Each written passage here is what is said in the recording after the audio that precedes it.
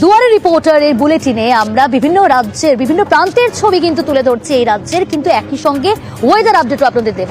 কি থাকবে ওয়েদার, কেন শীতের আমেজ আমরা অনুভব করছি, জাঁকিয়ে শীত কবে পড়বে? হ্যাঁ, আবহাওয়া দপ্তর জানাচ্ছে ডিসেম্বরের আগে নাকি জাঁকিয়ে শীত নয়, নভেম্বরের শেষ থেকে জাঁকিয়ে শীত পড়বে, অর্থাৎ একেবারেই বলা যেতে পারে ডিসেম্বরের শুরু থেকেই জাঁকিয়ে শীত এবং এই নভেম্বরটা কিন্তু শীতের আমেজ এইভাবেই আমরা অনুভব করব।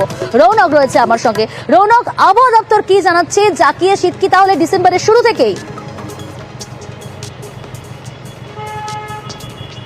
দেখো, একেবারেই জাঁকিয়ে শীত ডিসেম্বরের শুরু থেকে অনুভব করবে গোটা বঙ্গবাসী, কিন্তু তার আগে যেটা জানা যাচ্ছে যে 30 তারিখে উপকূলবর্তী বেশ কিছু অঞ্চলে হালকা বৃষ্টিপাত হতে পারে। এর জেরে কিন্তু উত্তরে যে হাওয়া, সেই হাওয়া বেশি করে প্রবেশ করবে গোটা বঙ্গজুড়ে, এবং তার আগে পর্যন্ত এই যে শীতের আমেজ তাই বহাল থাকবে।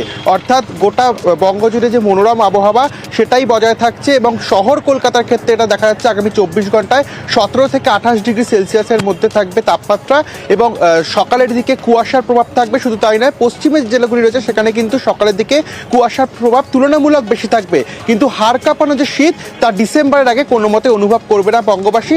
ডিসেম্বরের প্রথম সপ্তাহ থেকেই কিন্তু গোটা বঙ্গজুড়ে যে হাড় কাঁপানো শীত তা অনুভব করা যাবে। প্রিয়াঙ্কা,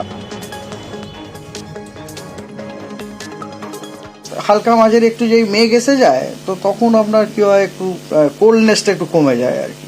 জাঁকিয়ে শীতের কথা যেটা বলছেন, ডিসেম্বর নাগাদ, নভেম্বরে আমরা আর অত আশা করছি না। যেরকম নভেম্বরে এরকম প্লেজেন্ট কোল্ডটা থাকবে। উত্তরবঙ্গের দুটো জেলাতে বিক্ষিপ্তভাবে দু এক জায়গাতে হালকা মাঝারি বৃষ্টি হতে পারে, দার্জিলিং কালিম্পংয়ে।